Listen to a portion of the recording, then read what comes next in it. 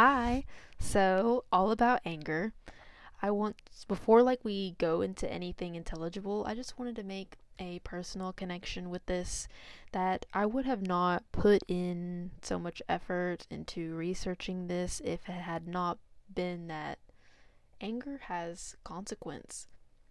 Anger has social consequence, it has health consequence, and it's just like the way that I was living in this unclear relationship, this like unclear way to navigate my emotions, the anger, an unclear coping mechanism, an unclear meditative process whenever this emotion showed up, and just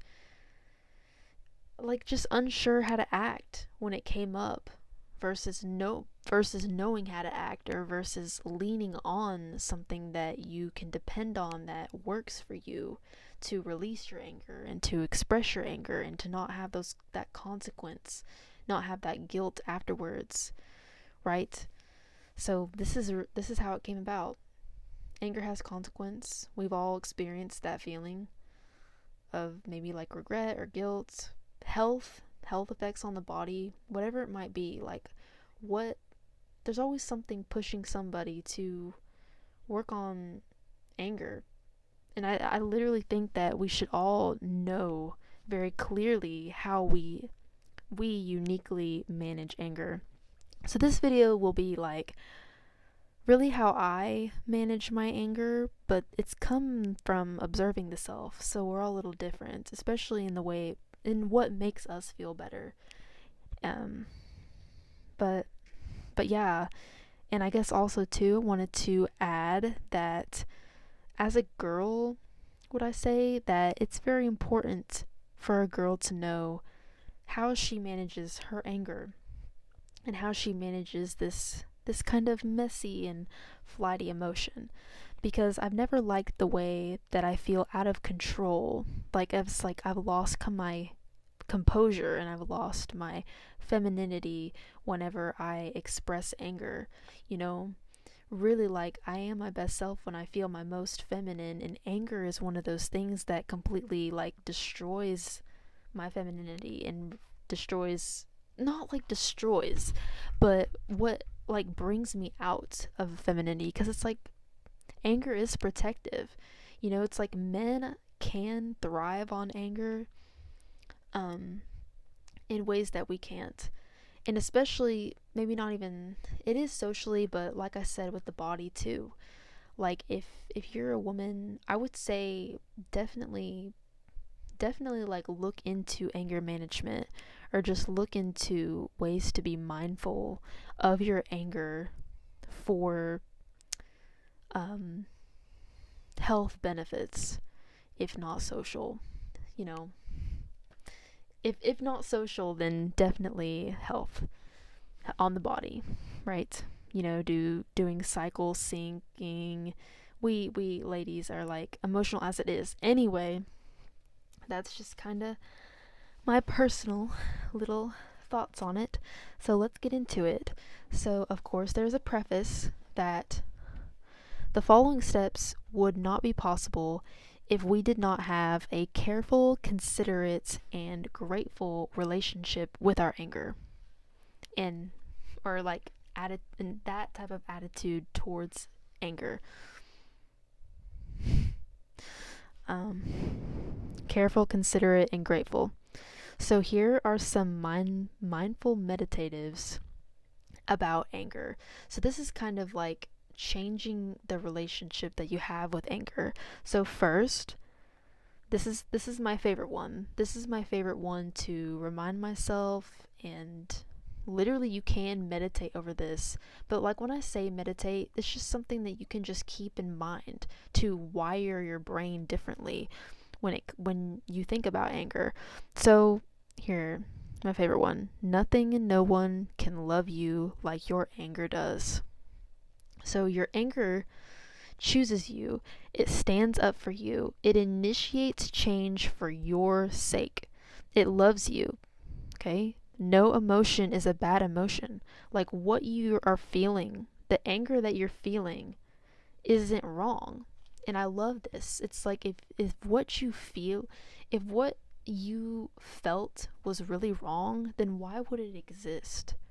You know, the fact that it exists means that there is a valid reason that initiated it. You know what I'm saying? Like, it, it's like it wouldn't exist if this didn't exist or if this didn't happen. Everything's like relative. Everything has that relationship with each other. Literally, what you feel is always valid. Always. Always. Okay, in your situation, or else it wouldn't exist. It is there for you at your worst. Your anger is. It shows up for you at your worst. Okay? Accept its presence. Figure out what your anger is trying to say. What is your anger trying to communicate to you? Like, when anger happens, this is literally the first thing I try to do, is understand what it's trying to tell me. If you know that your anger shows up for you when you're at your worst, as if you're being picked on, or if your boundaries are being crossed, or you're doing something that you don't want to do, or you realize you no longer want to be in a relationship with this person, or you realize this friendship no longer serves you.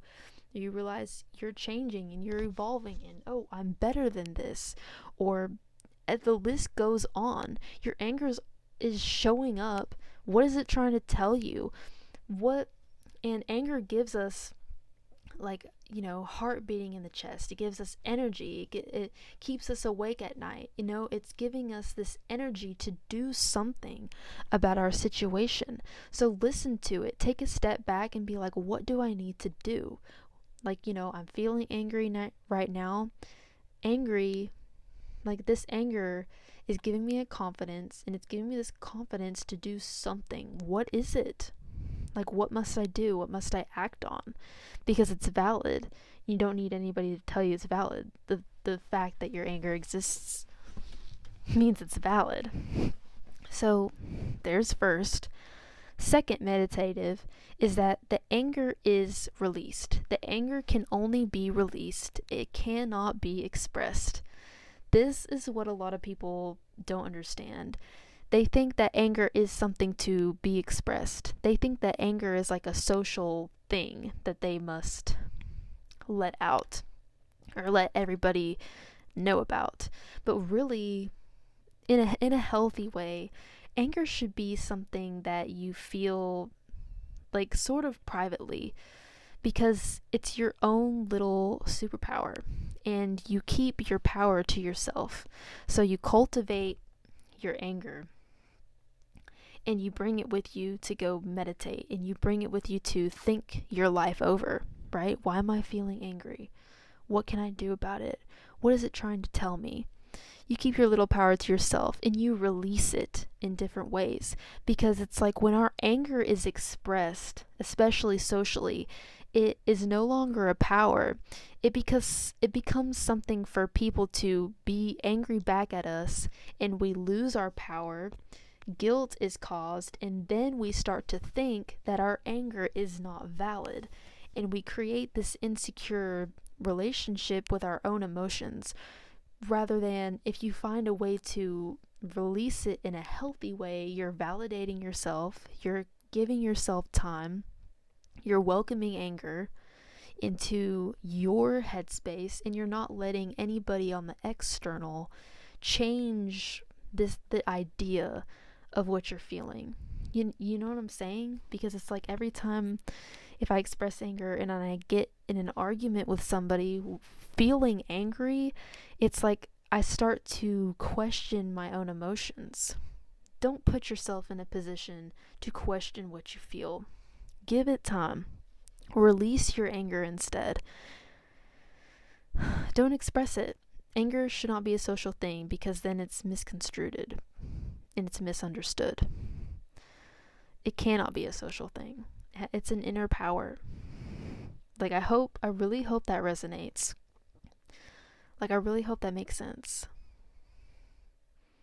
Because every time anger is social, it becomes something different, and it becomes something less, and it becomes something looked down upon rather than something powerful. Simply stop doing it.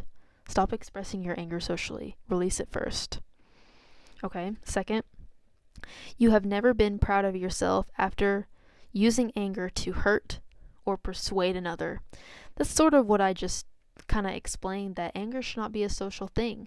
It is going to always maybe cause a regret in you and cause a guilt in you, when you should validate yourself, keep it to yourself, and talk when you're level-headed and still have your respect. There's no such thing as using your anger to hurt or persuade another. Anger does not do that. Anger should be understood as, like I'm saying, like I'm reiterating, a personal, silent power that you cultivate into something that you can actually socially use. Anger is a private thing. Okay, next. Anger solves nothing. We can only attract outcomes. We can only attract people. We never use anger to force. So, like what I've been saying. Okay, there's no such thing as control. There's no such thing as using anger to control situations. And I was thinking I'm going to make a video about this, that there's no such thing as control. Like, I'm going to make a video about, like, a list of things that do not exist. Like a list of things that do not exist, as like a list of misunderstandings that people have about concepts. One of the main ones being control. Really, it's that there is such thing as attraction and persuasion. So you can't use this private power as anger as to hurt, as to get what you want. You only ever really attract what you want, and you only ever really persuade to get what you want. We use charm and we use good, positive to get what we want. Even if we're feeling a little angry privately on the inside. Result to attracting things. How can I be more attractive to get the person I want? How can I persuade them, and be pleasing, right? Anger is not the answer. Like, we must understand that. To let go of expressing anger, we must understand that it's not a way to get what we want. It's literally not an option. So we might as well reevaluate what to do with it, right? Okay, bickering is okay in a relationship. Arguing and fighting is not. Okay, bickering is normal. People not getting along, maybe not seeing eye to eye on things is completely normal. But as for arguing and fighting about it, that's where two individuals are mistakenly expressing their anger. They have not yet released their anger in a private manner, but they go straight to expressing it like so openly. They haven't cultivated anything. So then they're going to feel regret and they're going to feel guilt with each other pretty much every single time. Like, there should be no such thing as arguing and fighting, knowing that it's not going to solve anything. And I think people's misunderstanding is thinking that it does solve things, but it creates other minor little problems. Release your anger. There's no such thing as expressing your anger, okay? Does feeling and getting angry align with your goals, right? Does it align with your goals of like who you're trying to be? Does it align with your goals of where you're trying to get at in this relationship? Like, ask yourself in the meditative process, ask yourself this. Could you not care less about this relationship? If that's the case, then maybe you don't need to go through meditative process. But if it is something that you care about, if it is a job that you want, if it is a partner that you're willing to pursue, if it is an ambition or someone you want to be friends with, or like etc., etc. Like, those were a bunch of social things, but like I just said, like goals and stuff. Does getting angry right now align with that? Like, take a step back. If the answer is no, then again, you must release your anger. Expressing is not going to do anything in this situation. So those are just some personal, like, meditative thoughts that I go over in my head to evaluate the situation. Okay, number one being releasing the anger, not expressing it. So, releasing. So, how do we get to that point, maybe where we can release anger? So, 72-hour marination. So, this is like thought marination. Your thoughts are marinating in your head before you make a decision. And I don't really know the science behind all of this and stuff, or really who to cite. I should, but there's not a study. This is just cognitive. This is just in the brain, that it takes literally half a second for us to get angry and express anger or say something angry. Like when we're texting somebody or when we're in the middle of a fight, we don't hesitate to say something angry and to say something vulgar and nasty to this person. There is no thought. The brain literally does not have a thought, or it cannot create a thought until 3 seconds after. This is so dangerous. Okay? Like when you're arguing with somebody, you're most likely going to hurt this person. If you love them, that's what's scary. That's why it's so important to take a step back. Like the partners that take a step back and take space from each other before talking it out. It's literally science backed that this is a good thing to do, because our brains are literally not made to think of what we say in that heat of the moment. It's science. So 72-hour marination, that comes from decision research. It takes, you should wait 3 days before making a major decision. So I kind of like taking maybe 3 days, but really take how much ever time you want to cool down. This is for decisions. This is should I talk? Is this still bothering me 3 days later? And if it is, then it's time to talk about it. And it's time to do something more serious about it, right? But if after 3 days you're I don't even remember what I was upset about anymore, then the 72-hour marination has worked. Your brain is completely over it. Your body is over it. Your body is not holding on to it anymore. It's gone. It's just a memory, right? So, this is like an emotional hermit. So during these 3 days, or during this cognitive decision process, knowing that our brain makes unintelligible decisions in half a second when we're angry, right? Emotional hermit, and you're having a conversation with yourself during this time. So first, I like to consider ways to regulate my already bitter and jumbled feelings. So here's some personal little ways that I know. So I prefer meditating with the goal to think of nothing. So it's almost like I'm asleep a bit, but I'm upright and I'm in tune with my body, and I'm tuned with feeling nothing in my body. That's just what calms me, because meditation for me comes when I have overthought everything I can think of. Because I'm not gonna lie to you, I'm an overthinker, and I overthink the situation. And also, what we must understand about overthinking is that overthinking is an obsession. Overthinking about whatever it is you're overthinking about, you are obsessed with what you're thinking about. An obsession happens when something is out of our control. We become obsessed with our crush because we know we can't control what they feel about us, or we can't control what feelings they might develop for us. That's like an example. We obsess over what we cannot control. The brain is trying to find an upper hand in this uncomfortable situation. We like to be in control. And when we're not, it's like we rely on obtaining some sort of power.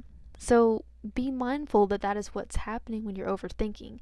So for me, when I've finally overthought everything I can think of, when I've exhausted myself, then I can get to that point where I can think of nothing during meditation, which is kind of the point of meditation, is to just disappear from earth for a little while. Um, so like I said, and like I said about obsession and everything, obsession and control. Control does not exist. So I said that we are obsessed over what we cannot control, but that's the thing. Control does not exist. We have to understand that, right? There's only such thing as attracting everything or persuading everything. We control nothing. Here's some meditation for you. We control nothing. I control nothing. Control is an illusion. Control is false. I must forget about control. Put your energy instead into attraction.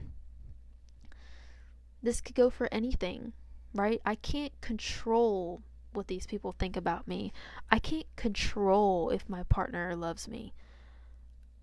Like, I feel like I'm not good at examples right now, but it's just like, oh, I can't control if my guy likes me, if my crush likes me. Well, become better, girl. Like, become beautiful. Like, go to the gym and get a beautiful body. Better yourself, better your career, get your money up. Become attractive. Become attractive, and then he will come to you.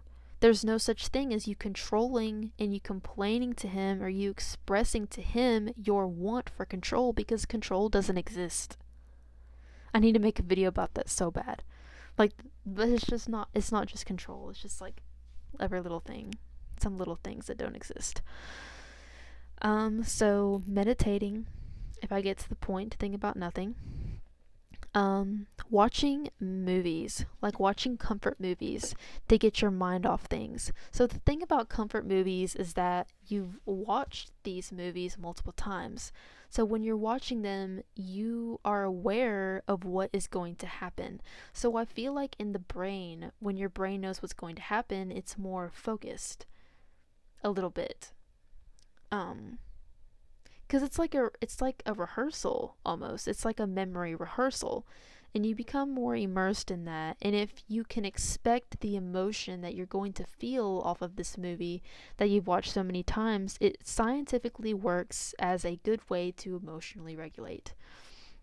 So, you should have a list of movies that provoke, like, have a list. Like, I'm so serious. Have a list of movies that you like, or like buy them if you can, purchase them, and know and understand what emotions they provoke in you. So if you need a little dose of happiness, this is science, guys. If you need a little dose of happiness, watch this movie that makes you happy. It's going to emit that same feeling in your brain. Your brain recognizes what's familiar to it. It has that memory. It's like loading the memories of the movie. It's reciting it. It's in rehearsal. You know the deal. Like,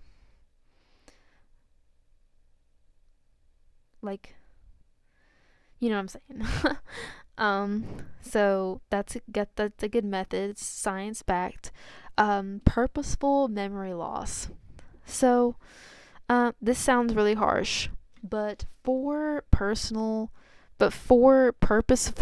memory loss, I would avoid journaling about this, because journaling is like documenting this bad experience that you're having, or these bad emotions, or maybe these bad negative thoughts that you have about this person or this workplace, or like what's going on in your life. And I don't like to do this because it is a way of like releasing what you feel on paper and just getting it out of your head. But as well, for me personally, I find it like I'm like making these feelings like permanent in a certain way. And it's just like, it feels like witchcraft to me, like jogging it down.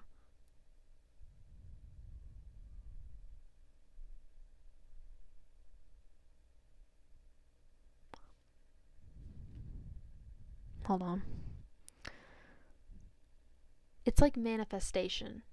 That's really where I was getting at. It feels like manifestation. And like I don't want to manifest negative thoughts, and I don't want to keep negative memories somewhere on a piece of paper where like my future self can find it and be reminded of what I feel. So I personally avoid journaling. And if you have no record of these negative feelings that you felt about this person or this moment in your life, then it's like purposeful memory loss. And if you don't speak aloud and you don't express your emotions and you just go straight to watching comfort or indulging in your vices like smoking, friends, alcohol, blah, blah, blah, or just meditating and not thinking it over, that is purposeful memory loss. And you know what? It sounds bad. It sounds like a bad thing to do, but maybe it works, right? If we don't express our emotions, memory loss happens. Science. So I want to speak nothing aloud. I want to write nothing. I want to let go of all. I want to forget. I want to free myself. So this is the meditation when it comes to avoiding journaling. Like, I don't want to put energy into this any longer, type of thing. Wow, I still have so much more to go over, and I feel like this is already long enough. Next, become too busy. So once you regulated your emotions and they're kind of like out of your system a little bit, become too busy to wallow in any sort of remaining feelings. So crowd your schedule, make a variety of social commitments, like plan to go see your friends that you haven't seen in a while, your siblings, your parents. Indulge in your hobbies. Wire your brain to have a thought break. So literally when you have so much responsibilities and so much things that you're needing to do, your brain is being wired that you don't have time to think of this stuff anymore. You have too much on your plate. And that's a good thing. You're forcing yourself out of this. And suddenly, also what happens when you start to do this, when you put your energy towards yourself rather than whatever happened to make you feel this way, this is an easy way to start attracting, like I just mentioned, that we're never going to control, we're only going to attract. So if you want to start attracting, we're going to invest in ourselves, invest in what we're doing, right? Our hobbies and our other friends. Okay. There is no such thing as using anger to control. There is no such thing as control. Blah, blah, blah. So,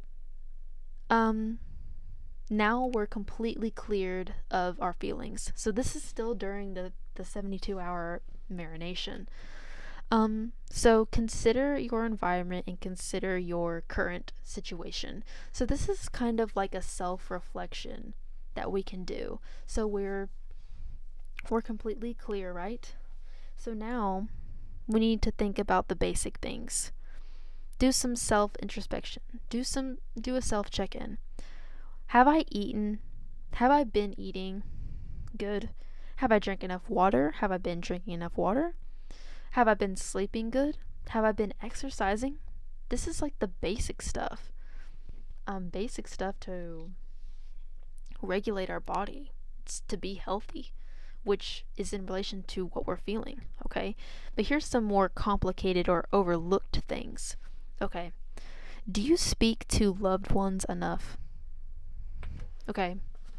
Speaking to loved ones enough gives you an opportunity to express your loyalty, your attachment, your old self, the familiar ways about you, the familiarity in the other person. It invokes a lot of positive feelings, and it's almost kind of meditative. It's almost like getting in touch with a certain part of yourself when you get in touch with somebody that you love. A little piece of your life, right? Do you connect with friends enough? Again, you may sort of act a certain way with all your different friends. You may talk a lot with one friend. You might laugh a lot with one friend. Figure out what you need. Your friends can give you just something different, just something fresh. Are you doing that enough? Are you are you a happy and friendly person in general? This is a huge one.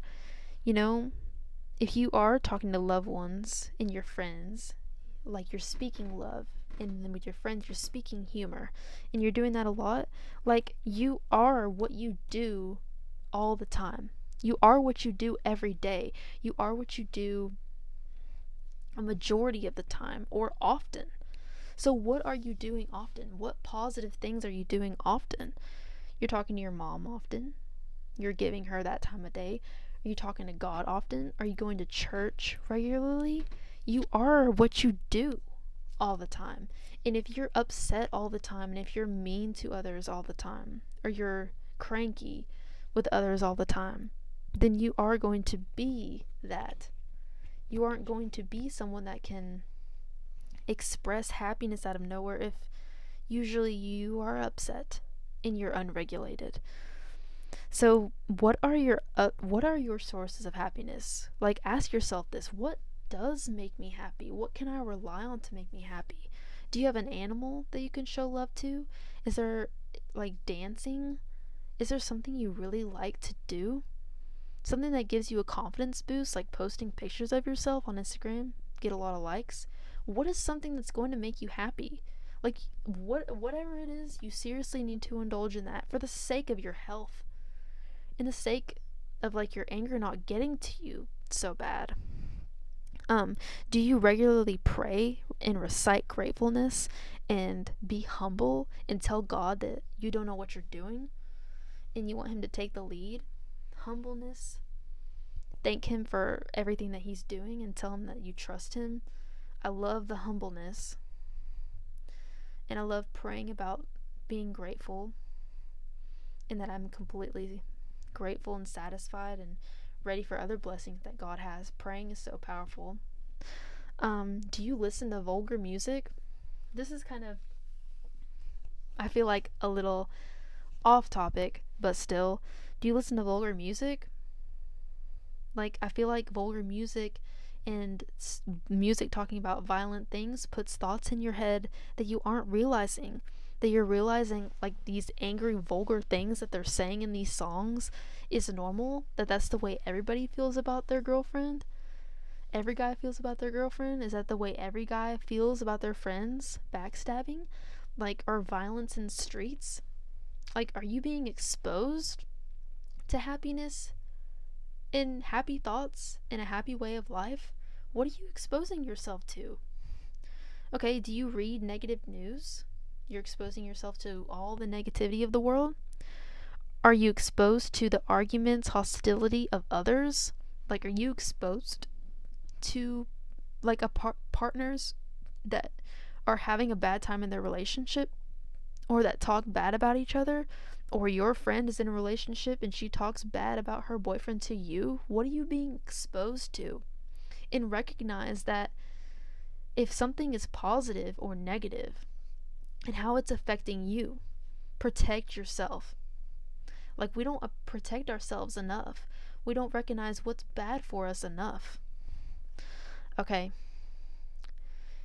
All this stuff is shaping your idea of socializing and connection. If everything in your normal is normalizing that anger is like a normal part, or anger, an expression of anger is like a normal thing that people do, it shouldn't be. Try to rewire. Do you want to be in a health deficit that they are with their anger and what anger does to their body and their appearance? You should release anger. Okay? So some final inquisitives for the self, some final questions to ask yourself. Do you want to be happy? Right? Like, sometimes, okay, personally, sometimes I would notice myself like relishing in sadness and relishing in like anger because it was more familiar than happiness, and I did not actively realize that I didn't want to be happy. I could not allow myself. I wasn't addicted to friendship, love, accomplishment, self-care. So, like I said, you are what you do all the time. You have to wire yourself to become addicted to positive feelings, and positive experiences. It's like you need to have 5 good experiences for every bad so you can wire yourself to want the good, right? So it's simply like some people like are always result to anger simply because they're not used to being happy. Their body is not chemically addicted to being happy. They deal with anger because they know and they're so familiar with anger. So happiness hasn't been helping survival enough. So that's like kind of like evolutionary. Like happiness hasn't been helping you, so when happiness does come, you're like, why is it going to help me now? I've already adapted to live with anger. But you shouldn't, and it's killing you. So become addicted. Become used to happiness. Please. Reshape your life. Reshape your idea of the waking life. How would you rather it be? Do you even know? And if you do, why isn't it so? Right? We need to burn the past. We need to burn any recollection that we have of expressing our anger and release our anger instead in a powerful way. So burn the past, forgive the past, forgive the negativity, forget. You're not bad, and you don't deserve to be mad. So that's really it. Start cultivating your emotion into power. And you can do this by releasing your anger and making it something else, making it confidence, and making it a time to self-reflect, and making it a time to self-care. Take anger as, what is my anger trying to tell me? What needs to change? Does my diet need to change? Does my friend circle need to change? Does my love life need to change? My career, my workplace? Meditate. Accept anger in a loving way because it loves you and it wouldn't be there if it didn't.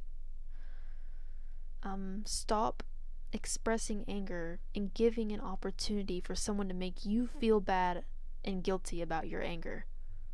You're giving them the opportunity to make you feel this way.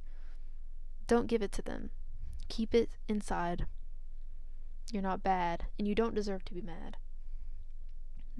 Being mad is not bad. So, I've loved talking about this.